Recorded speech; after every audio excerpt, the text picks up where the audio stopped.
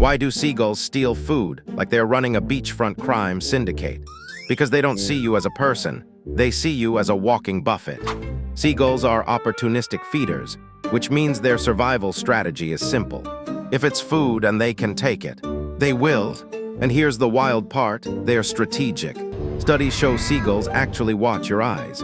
The moment you look away, they know you're vulnerable and boom, your fries are gone. Even worse, once one seagull gets bold, the rest join in like a chaotic aerial gang raid. So if a seagull steals your lunch, don't get mad. It's not personal. That bird just chose violence and free snacks.